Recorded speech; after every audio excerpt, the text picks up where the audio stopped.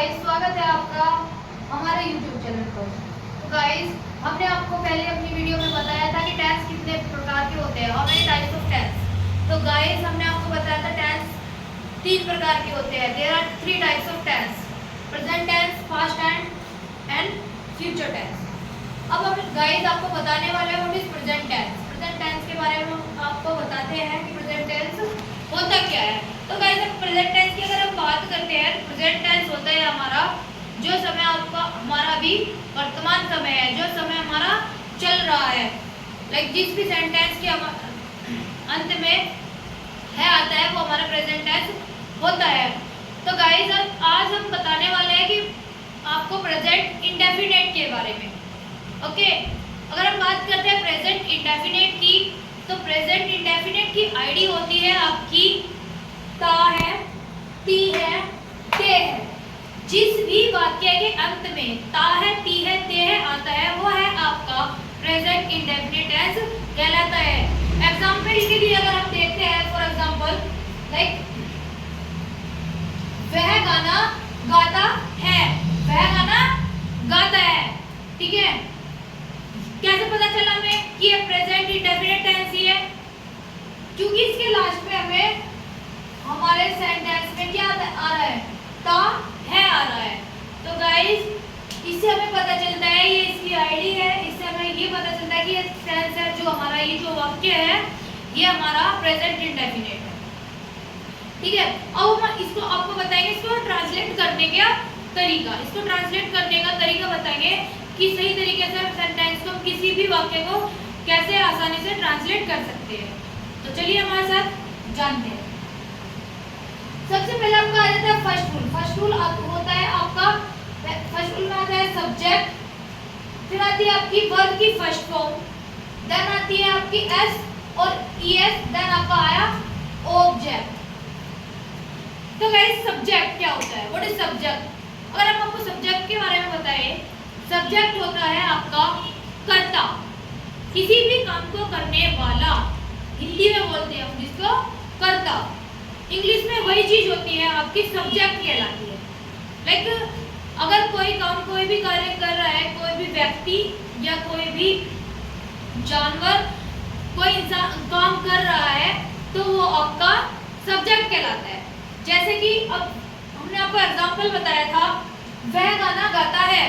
वह मतलब वह क्या हुआ यहाँ पे, वह हुआ आपका सब्जेक्ट। ओके, वह क्या है आपका सब्जेक्ट है, क्योंकि गाना कौन गा रहा है, गाना वह गा रहा है।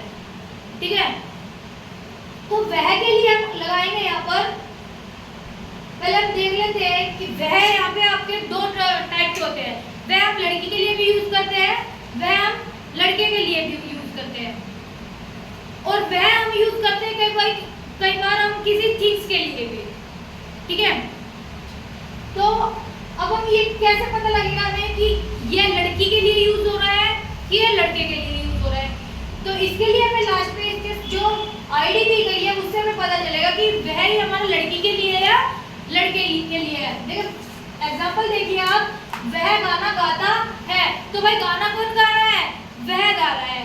ता है आ रहा है, मतलब कि ता है, तो भाई गाना ता है तो किसके लास्ट में आएगा, भाई लड़का ही होगा ना वो तो ठीक है। तो यहाँ पे वो हमारा वह मतलब कि ये हो रहा है हमारा लड़के के लिए यूज। तो लड़के के लिए हम गाइस यूज करते हैं, अगर वह होता है तो ही यूज करते हैं वहाँ पे। ओके, अब आया आपका रूल के नेक्स्ट स्टेप, आपका वर्ब की फर्स्ट फॉर्म। वर्ब की फर्स्ट फॉर्म क्या होगी यहाँ पे, व्हाट इज वर्ब? क्वेश्चन ये आता है व्हाट इज वर्ब, वर्ब होती क्या है? वर्ब होता है तो गाइस आपका क्रिया, हिंदी में जिसे हम क्रिया कहते हैं। क्रिया क्या होती है, किसी भी काम का करना या होना क्रिया कहलाता है। लाइक जिस भी वाक्य के अंत में ना आ जाए वह आपकी वर्ब कहलाती है। लाइक इसमें ये काम क्या कर रहा है, अब काम की बात करी आपने, जो भी काम हो रहा हो या कर रहे हो वह आपकी वर्ब होती है। अब ये क्या काम कर रहे हैं यहाँ पे, वह गाना गाता है, वह क्या काम कर रहा है, गाना गाने का काम कर रहा है। तो गाना गाने को गाइस हम क्या बोलेंगे, गाना गाने को बोलते हैं हम सिंग।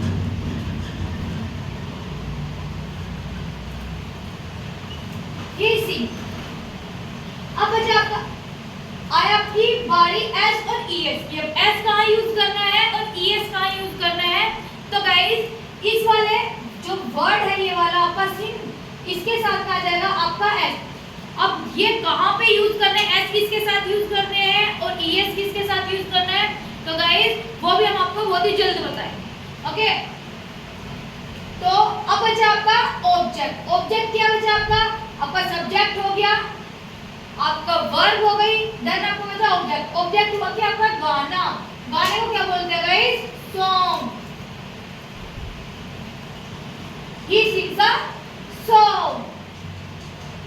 तो गाइस ये था आपका फर्स्ट रूल। अब अगर हम सेकंड रूल की बात करते हैं, सेकंड रूल की अगर हम बात करते हैं गाइस, तो सेकंड रूल है आपका सब्जेक्ट प्लस डू और डज नॉट वर्ब की फर्स्ट फॉर्म, देन आपका है ऑब्जेक्ट। जैसे अब डू और डज क्या है गाइस? आपके माइंड में यही आएगा कि डू क्या है और डज क्या है। हमने अभी सिंपल रूल में जो किया था वहां पे हमने एस और ईएस का यूज किया था वर्ब की फर्स्ट फॉर्म के साथ, बट यहाँ पे आपका आया वर्ब की फर्स्ट फॉर्म के साथ में डू और डज। तो गाइस अगर हम आपको बताएं कि डू और डज क्या होती है, तो इसकी डू और डज जो है हेल्पिंग वर्ब है, ठीक है। सिंपल में नहीं लगती, बट नेगेटिव से आपकी डू और डज जो है हेल्पिंग वर्ब के रूप में यूज की जाती है, ठीक है। तो डू किसके साथ किस लगाना है और डज किसके साथ लगाना है? तो गाइस जो सब्जेक्ट होते हैं आपके, लाइक जो किसी भी काम को करने वाले होते हैं, डू का हम यूज करते हैं अगर दो या दो से अधिक हो। लाइक सब्जेक्ट आपका दो या दो से अधिक हो, लाइक मैं, तुम, हम, वे, ये सब क्या है? ये बहुत सारे। जब भी हम बात करते हैं मल्टीपल सब्जेक्ट की, तो वहां पे आपका लगेगा डू। अगर हम बात करते हैं जिसके भी बारे में हम बात कर रहे हैं, लाइक सब्जेक्ट अगर हमारा थर्ड पर्सन का सिंगुलर नंबर होता है, लाइक वह, लड़की, लड़का, ही, शी, इट, नेम, इन सब के साथ में आपका लगेगा डज हमेशा। तो गाइस याद रखना ये चीज। अब ये इसी का नेगेटिव बना देते हैं गाइस। इसी का नेगेटिव आपका होगा he does not sing a song, ठीक है गाइस। तो अब आपका नेक्स्ट रूल होगा does he sing, sorry my mistake. Next rule है आपका थर्ड रूल, जिसको आप इंटरोगेटिव सेंटेंस भी कहते हैं। इंटरोगेटिव सेंटेंसेस क्या होते हैं गाइस? इंटरोगेटिव सेंटेंसेस की अगर हम बात करें, इंटरोगेटिव सेंटेंसेस होते हैं आपके प्रश्नवाचक, ठीक है। ये इन वाले सेंटेंस में हम किसी भी वाक्य के किसी भी व्यक्ति से या किसी भी चीज के बारे में क्वेश्चन करते हैं, ओके। तो अफर्मेटिव जो ये इंटरोगेटिव सेंटेंसेस जो होते हैं गाइस, इसमें आप क्वेश्चन पूछने का काम करते हैं और इसका आंसर अगर हम करते हैं यस और नो में करते हैं। लाइक